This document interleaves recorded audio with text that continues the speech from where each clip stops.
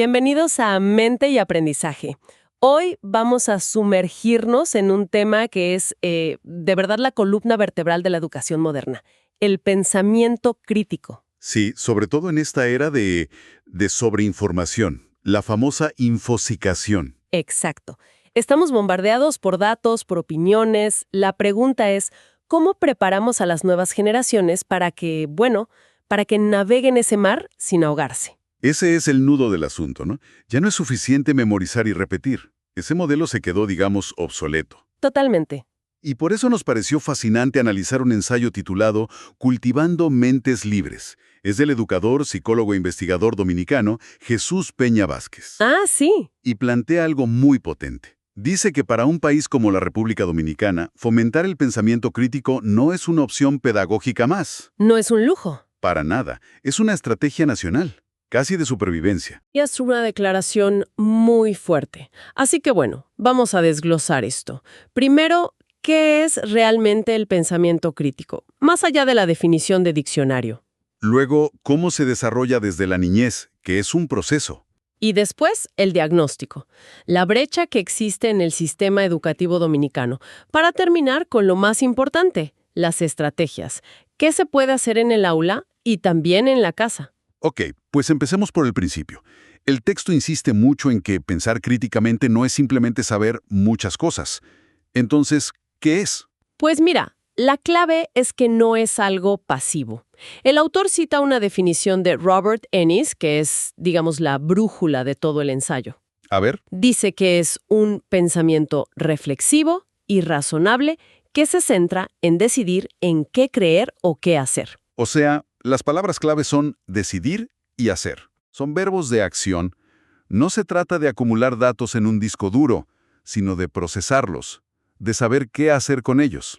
Es como la diferencia entre tener la despensa llena de ingredientes y saber cocinar, ¿no? Esa analogía es perfecta, justo eso. Puedes tener de todo, pero si no sabes analizar, evaluar, combinar, pues tienes un montón de cosas, no una comida. Exacto.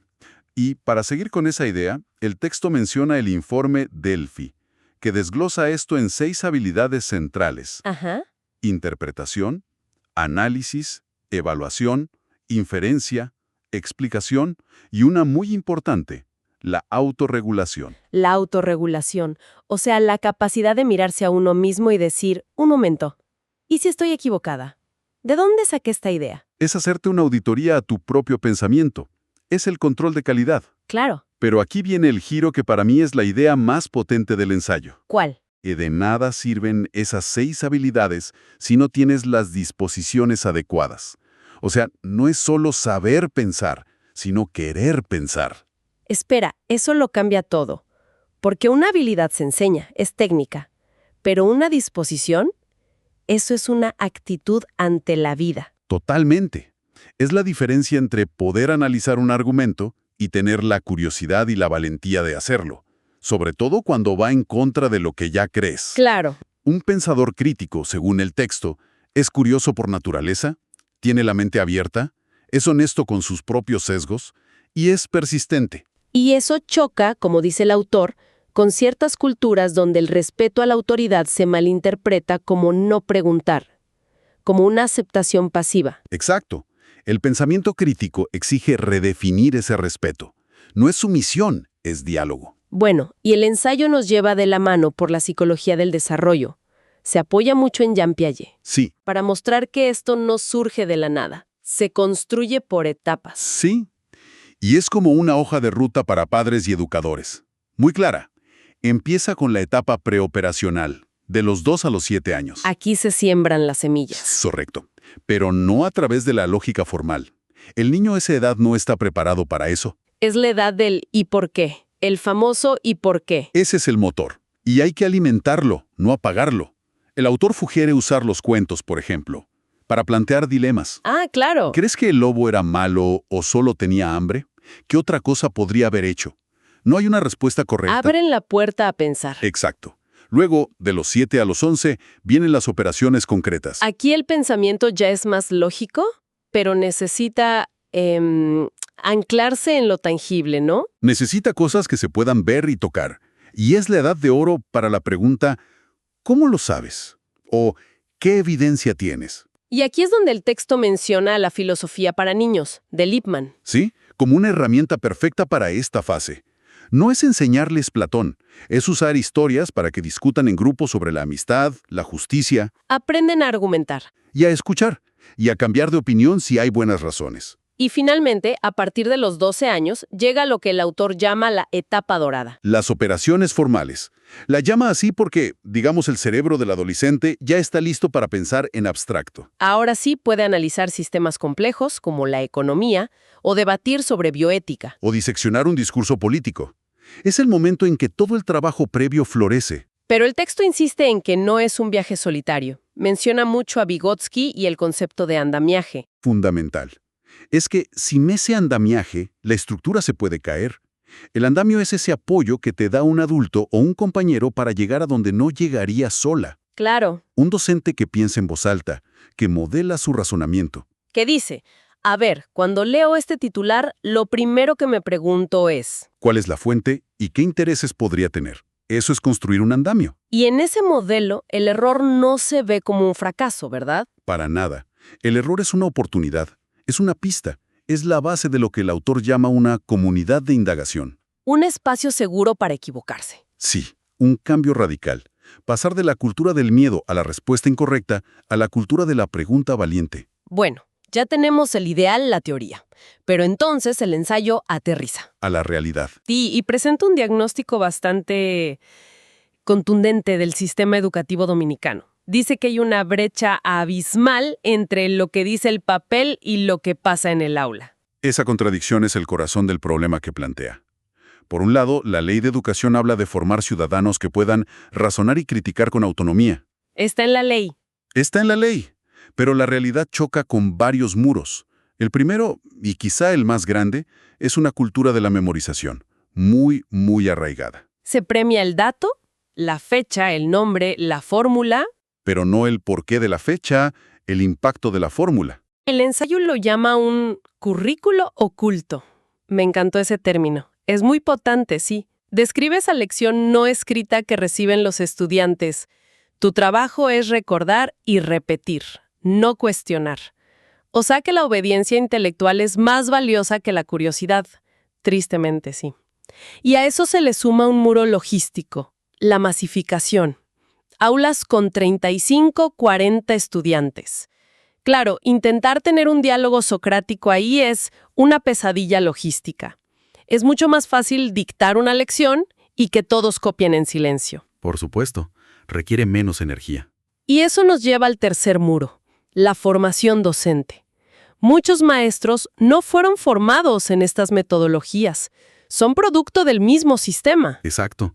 Entonces, es lógico que si un estudiante hace una pregunta desafiante, el docente pueda percibirlo como un ataque a su autoridad. En lugar de verlo como un éxito, como lo logré, está pensando. Y todo esto, claro, en un contexto social donde la desinformación se esparce como pólvora. El pensamiento crítico es como el sistema inmunológico contra eso. Es el mejor antídoto. Frente a este panorama, que puede sonar un poco desalentador, lo bueno del ensayo es que no se queda en la queja.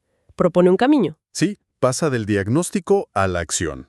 Y las estrategias que propone son muy prácticas. La primera es el diálogo socrático. Que en el fondo es el arte de hacer buenas preguntas, ¿no? Justo. Y el autor da un ejemplo genial.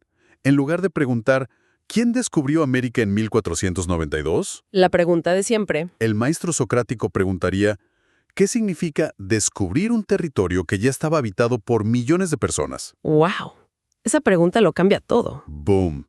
Ya no hay una respuesta de memoria. Obliga a analizar perspectivas, a debatir sobre el poder, la historia. Convierte la clase de historia en filosofía. Exacto. Otra estrategia es el aprendizaje basado en problemas. Sacar el aprendizaje del libro y anclarlo en la realidad. Sí. Imagina tomar un problema real como la contaminación de un río cercano a la escuela.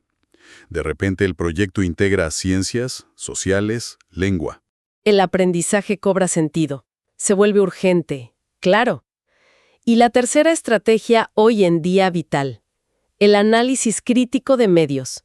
Enseñar a ser detectives de la información. Es una habilidad de supervivencia.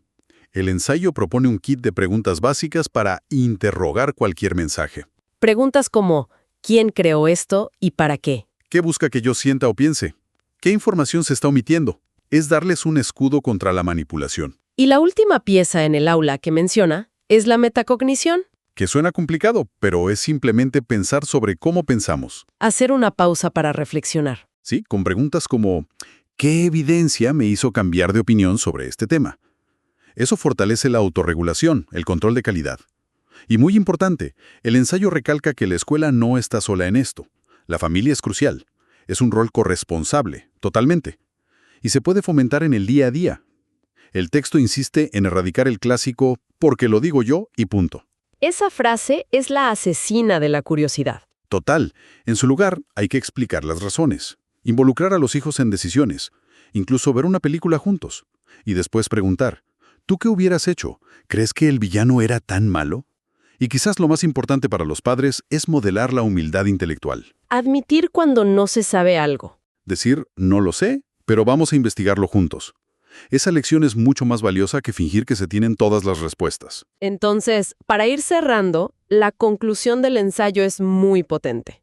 Desarrollar el pensamiento crítico no es solo una mejora educativa. No, lo presenta como una urgencia nacional. Casi como un proyecto de país. Lo plantea como la base para todo lo demás.